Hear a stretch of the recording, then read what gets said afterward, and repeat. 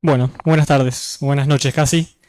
Em, Gracias por soportar tantas horas hablando de seguridad e higiene o escuchando sobre seguridad e higiene.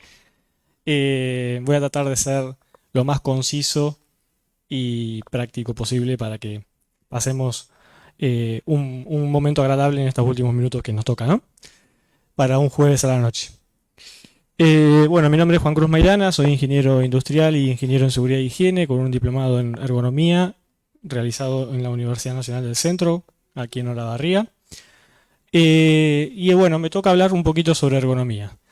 Me gustaría saber que levanten las manos quienes han escuchado hablar de ergonomía en algún momento. Y de ergonomía laboral.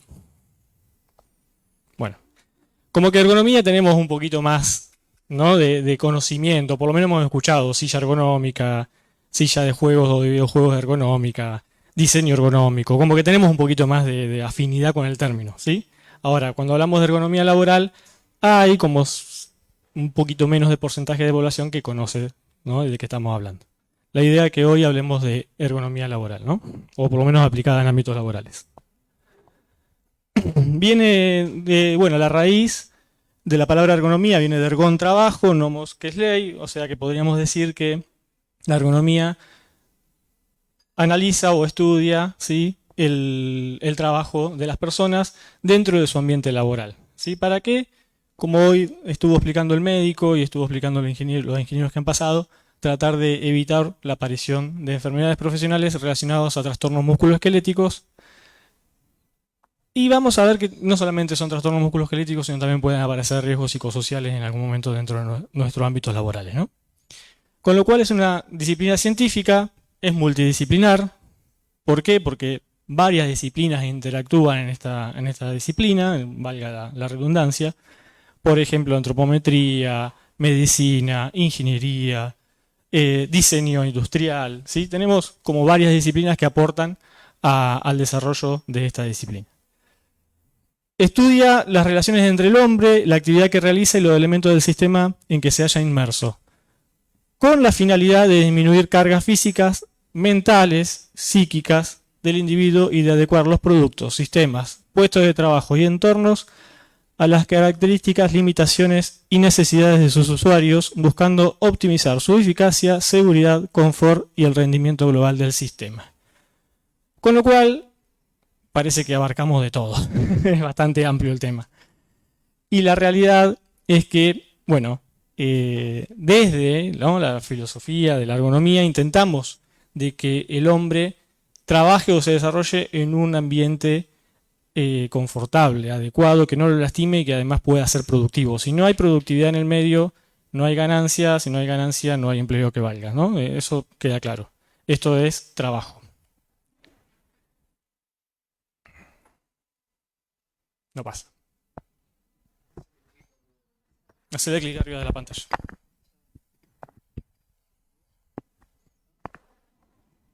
Ahí está. Bueno, a nivel mundial tenemos la Organización Internacional de Ergonomía, que es una asociación en realidad internacional de ergonomía creada en el 59.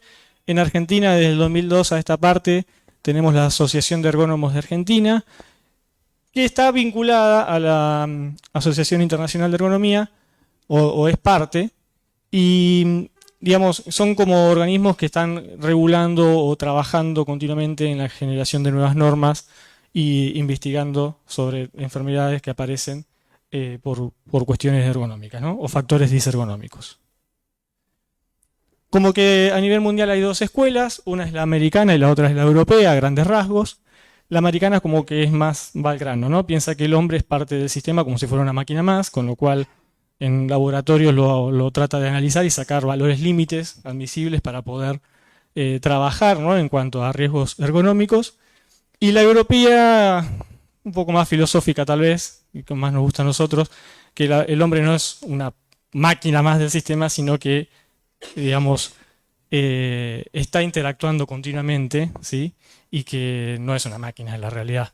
Tiene sentimientos, tiene una vida propia, que esa vida no se la deja cuando entra a trabajar en un bolso y entra en su ámbito laboral, sin importar si tardó 4 horas en llegar, si hubo un piquete, si hubo un paro, si llegó, cómo llegó a trabajar, ¿no es cierto?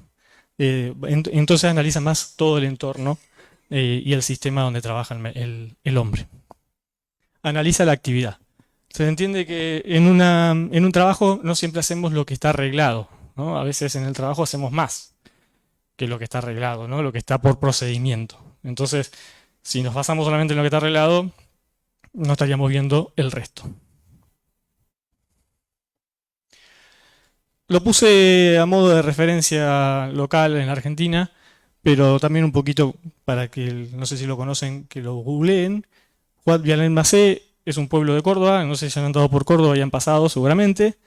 Este tipo se ve que no vivió mucho, 61 años, y en esos 61 años fue médico, ingeniero y abogado. ¿Quién de ustedes tiene 3 carreras acá? Y además de eso escribió algunos libros, algunas obras. Uno de ellos es El Estado de las Clases Obreras Argentinas, Descanso Semanal, Responsabilidad Civil en el Derecho Civil Argentino. Y además de eso hizo un dique, ¿no? en Córdoba, que después estuvo preso por culpa de ese dique, y después lo sacaron en libertad porque no era culpable él. Y entonces, bueno, parece que tuvo una vida bastante intensa. Esta persona hizo este informe, ¿no? El Estado de las Clases Obreras Argentinas y también el de Descanso Semanal, que tiene mucho que ver con la ergonomía, con lo cual Argentina tiene antecedentes válidos, valederos, con respecto al análisis de los puestos de trabajo y la relación de los obreros con él. Un poco de anécdota nada más. ¿Qué es lo que más ataca nuestra legislación? Y bueno, hoy el médico laboral aquí presente estuvimos hablando. Los trastornos musculoesqueléticos, ¿sí? No les voy a pasar fotos tan feas como la del médico. Ellos están acostumbrados a ver esas cosas, nosotros no tanto. A veces hasta, si hay uno sensible, se puede descomponer. Pero en realidad es esto. ¿Qué son trastornos musculoesqueléticos? Corríjame, señor, si lo digo mal. Pero son aquellas dolencias y inflamaciones que aparecen por factores, le dicen disergonómicos, riesgos ergonómicos o peligros ergonómicos, porque se va a transformar en un riesgo cuando esté expuesta la persona, ¿sí? Por ejemplo, bueno, las zonas más comunes, cuello, espalda y extremidades superiores, ¿sí? Puede haber también en las extremidades inferiores, caso de los albañiles cuando colocan piso, por ejemplo, es muy común, ¿sí? Tener ahí lo que se llama estrés de contacto de la rodilla con el piso. También hay riesgos psicosociales, porque vieron que en la primera filmina, cuando hablábamos de lo que es la ergonomía, también se ocupa de los psicosociales, ¿sí? Con lo cual, hay mucha bibliografía de esto, pero en realidad, dice, se derivan de las deficiencias en el diseño, la organización y la gestión del trabajo, así como de un escaso contexto social del trabajo, y puede producir resultados psicológicos, físicos, sociales negativos como el estrés laboral, agotamiento o depresión. Hoy temprano, cuando hablábamos del efecto pandemia en los médicos, yo no me quiero imaginar ser un médico en ese momento, donde se nos desbordan los hospitales, donde no tenés insumos, donde te exige, hay una gran presión social, donde inclusive algunos médicos los echaban de los edificios donde vivían. Entonces, ¿qué pasa por la cabeza? O sea, sigue siendo un ser humano, ¿no? Entonces, ¿qué pasa por la cabeza de una persona así, donde inclusive muchas veces vivía separado de su pareja para no contagiarlo? O no veía a sus hijos, ¿no? Eso es un caso muy extremo, ojalá que no tengamos que volver a pasar, pero sin llegar a esa extremidad, sigue habiendo este tipo de riesgo. Si seguimos hablando de los hospitales, yo no me quiero imaginar. Un tema que hoy no trataron es las guardias, ¿no? La duración de las guardias. Lo peligroso que es, tanto para la salud del médico como para la salud del paciente que está tratando. Porque si te llega a tocar accidentarte en la última hora de la guardia del médico, capaz que hace 32 o 36 horas que está trabajando. Complicado. Condiciones y medio ambiente de trabajo. Se entiende por condiciones y medio ambiente de trabajo al conjunto de circunstancias que caracterizan la situación del trabajador y la trabajadora en su entorno y que influyen en su tarea cotidiana e impactan en su salud. Por ejemplo, si hay riesgos como por ejemplo, no sé, polvillo, ruido, frío, calor, la organización del trabajo, si hay maltrato, la cantidad de horas extras que hace, y la organización de las pausas o los descansos, ¿sí? Todo eso hace las condiciones y medio ambiente del trabajo. Seguramente hay lugares en los cuales uno tiene ganas de ir a trabajar, o por lo menos se imagina que tiene ganas de ir a trabajar, por lo que ve uno de afuera, ¿no? Y después cuando ingresa, hay que ver si realmente están así, o las necesidades del trabajador también cambian, o el ambiente no es el mismo, ¿no? Entonces, esto es muy dinámico. Pero sí es cierto de que hay lugares de trabajo donde tienen condiciones, ¿no?, más desfavorables para el trabajador que otras, o por lo menos la exigencia del trabajo es distinta. ¿Qué es la alienación o el trabajador alienado? ¿Sí? Es esa disociación entre el trabajador y el trabajo que está haciendo. Creo que al médico, volviendo al caso, ¿no? Al médico cuántas veces le debe pasar de que ya es uno más. Y está trabajando con una persona, ¿no? Con la vida de una persona. Pero a veces le debe pasar, en el tumulto y en la cantidad de casos que atiende por día, que es uno más. O no se murieron gente en los pasillos de los hospitales en plena pandemia. Y no se ve. Entonces, un poquito son los riesgos, ¿no?, de que las condiciones y medio ambiente del trabajo pueden llevar a presionar a que el trabajador se disocie, ¿sí? Se separe del trabajo. Es como que lo hace de manera casi automática. Es una máquina. Discúlpame. Ah, perdón. Nos pasa en todos los trabajos.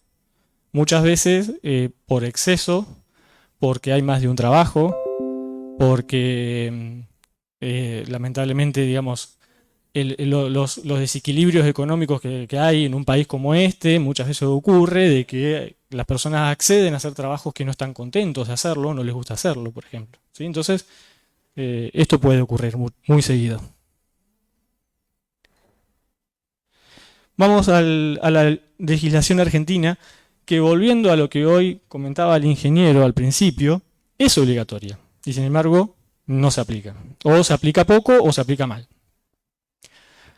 En el 2003 salió la resolución 295, en el 2015 la 886, la 3345 también, en el 2018 la 42 y en el 2021 la 22. Vamos a ver qué es cada una.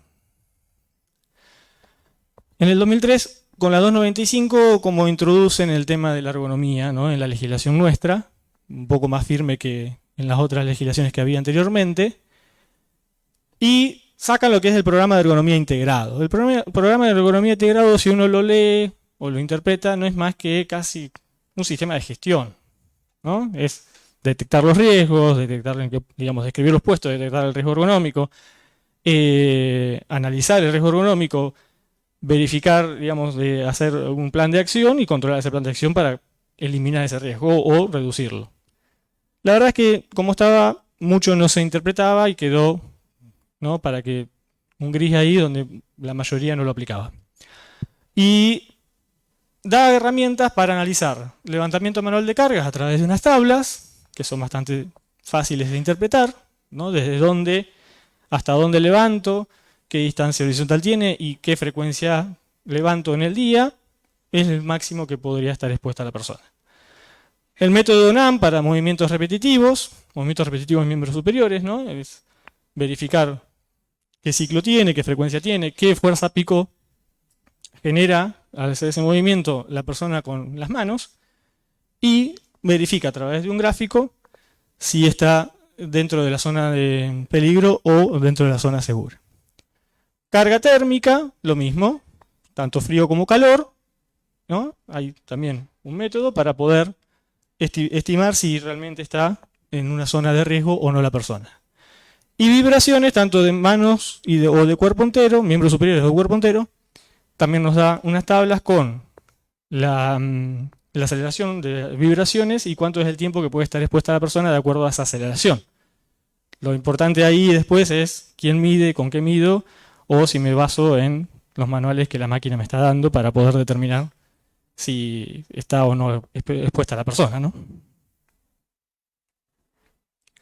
Entonces, como La 295 mucho bolilla no le dieron, arrancó la 886 en el 2015, que implementa lo que es el protocolo de ergonomía, y dice como a través de un flujograma y nos da un Excel, una planilla de Excel, que hay que analizar estos factores de riesgo ergonómicos: levantamiento de descenso, empuje y arrastre, transporte, bipedestación, movimientos repetitivos, posturas forzadas, vibraciones, confort térmico y estrés de contacto. Hay que analizarlos por cada tarea de cada puesto de trabajo. O sea que hay que ver qué puestos de trabajo hay, determinar las tareas que tiene ese puesto de trabajo, y por cada tarea hay que analizar estos factores de riesgo. Se analizan rápidamente a través de unas preguntas que tiene la misma planilla del protocolo. Si da que está bien, que no hay ningún riesgo, rápidamente se pone como 1 el riesgo y se salta al próximo riesgo. Si da 3, quiere decir que está mal, hay que rápidamente actuar y tratar de cambiar la situación para eliminar el riesgo o por lo menos reducir la exposición del trabajador. El tema es que si da 2, ahí estamos como en un problema, no sabemos bien cómo se interpreta, no se puede decir que no está expuesto y hay que seguir evaluando ese riesgo con un método que puede ser alguno de los métodos que nos da algunos métodos internacionales, REBA, RULA o las normas ISO, que tienen métodos para evaluar riesgos un poco más exhaustivamente que las preguntas estas de la 886, que son como una primera aproximación.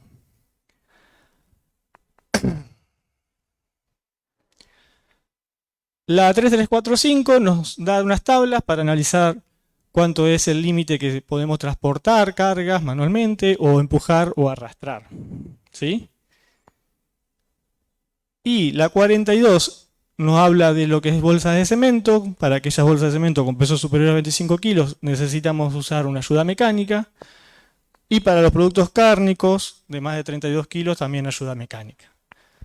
El problema acá está todo lindo. El tema es la implementación, porque siempre, como recién acaba de salir el ingeniero de la superintendencia, en las obras de construcción, ¿qué vieron ustedes? Las instalaciones y los elementos o medios que le dan son, digamos, muy deplorables. Está bien que estén estas regulaciones, está bien que se hagan esta legislación para apuntar a mejorar, pero ahora yo le doy una carretilla a un obrero que tiene que salir con la bolsa de cemento, una carretilla manual, que no tiene por dónde pasar, que tiene un tablón que se quiebra, que tiene que sortear un desnivel o que tiene que sortear una altura. Con esa carretilla, el tipo, digamos, la verdad que la pasa mal, no la pasa bien. La va a pasar mal también levantando la carga, ¿no? Levantando la bolsa. Pero, digamos, hay que pensar en todo. Y lamentablemente hay algo que también no se dijo mucho. Muchas veces los empleadores piensan que la seguridad y higiene es un gasto. Y, digamos, para él es un gasto, si no lo piensa como una inversión y no entiende que es una inversión, ¿sí? ¿Cuántos de acá somos empleadores o son empleadores? Bueno, tenemos un problema porque los empleadores, que son los que nos tienen que estar escuchando, no están acá. Entonces, no se enteran, no entienden cuando uno lo asesora, no ven el riesgo. Ese es el tema.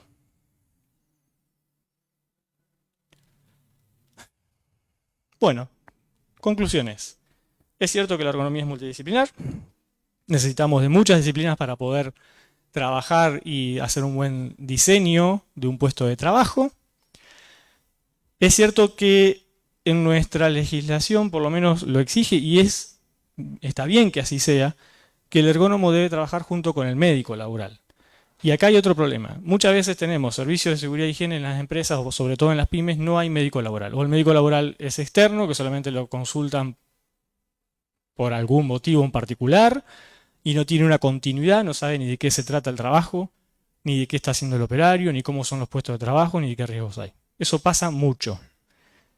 Gracias, y cuando le decís, pero tenés que tener médico laboral, gracias a que te tengo a vos, te dicen, ¿no? Que sos el de seguridad y higiene, y si seguís preguntando, te echamos. O sea, es la realidad, ¿no? Es la realidad.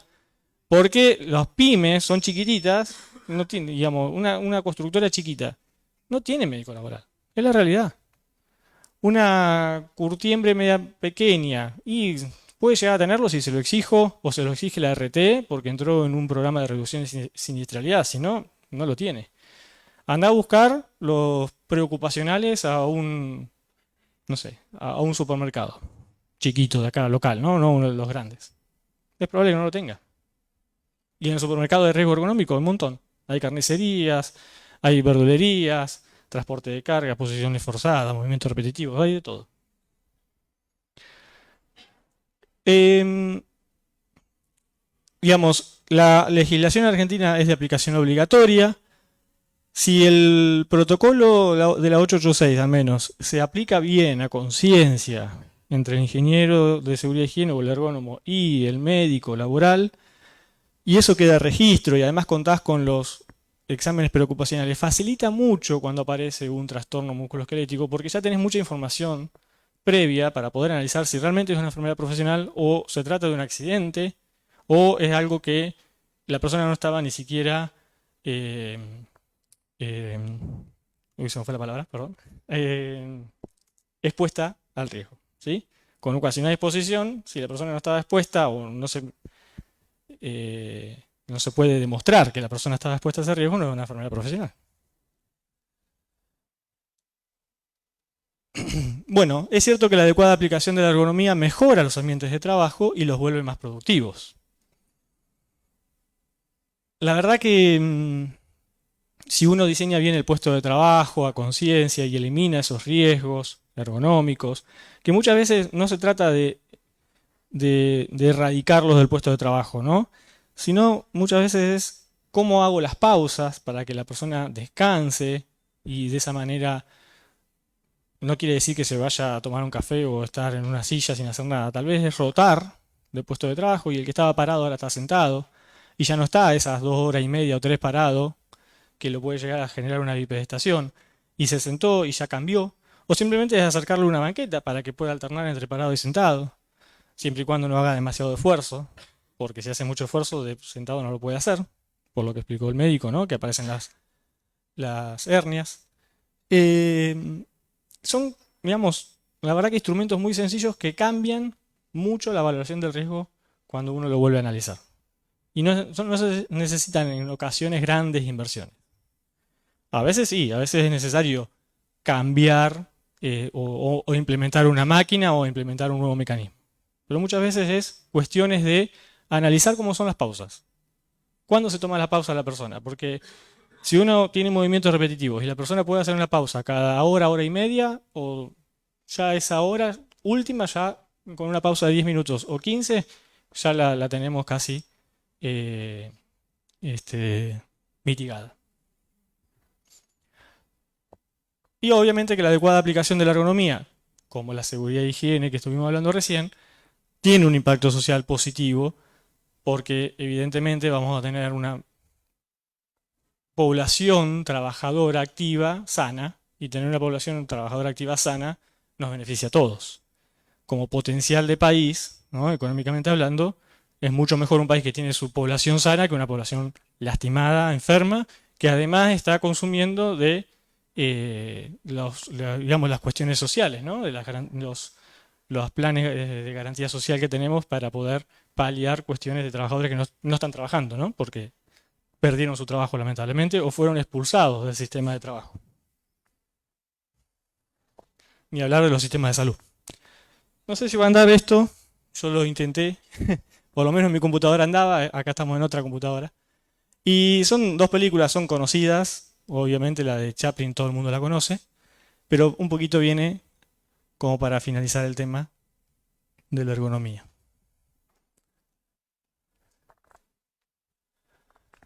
Y del trabajador alienado, alienado, nada más ni nada menos.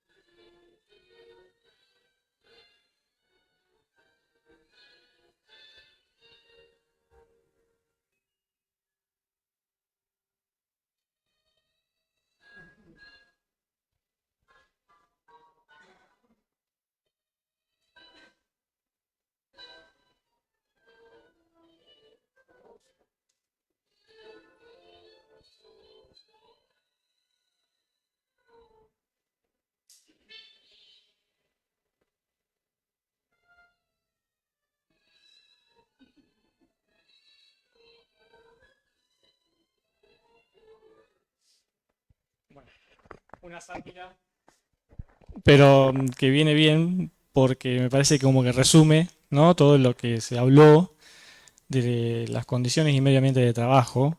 En este caso, un ritmo impuesto por una máquina y un sistema de producción que en ese momento, ¿no?, era como que estaba puesto bajo la lupa de Chaplin y lo representó tan bien, ¿no?, con un cine mudo. La verdad que es un genio, pero fíjese que se ve todo, ¿no? Cómo afecta el ritmo de la máquina a sus movimientos repetitivos, cómo, digamos, sigue, aún cuando terminó el trabajo, sigue pensando en el trabajo, o cómo afecta su vida social, ¿no? Que no se puede comunicar ni siquiera normalmente con una persona, o no sé, piensa cualquier cosa, ya como que se vuelve loco. Y también algo que satiriza es el accidente, porque eso de que pase por una máquina sale ileso, pero, digamos, pasa, ¿no? De que un ritmo de producción inadecuado puede generar accidentes también. Con lo cual, bueno, me parece que venía bien. Y este otro, una película mucho más moderna, no tanto, pero es más moderna, en otro ambiente de trabajo, totalmente distinto, pero lo que también ocurre son las condiciones psicosociales acá adentro, ¿no? Y cómo una persona, un mal jefe, un jefe tóxico, puede generar pánico entre sus trabajadores.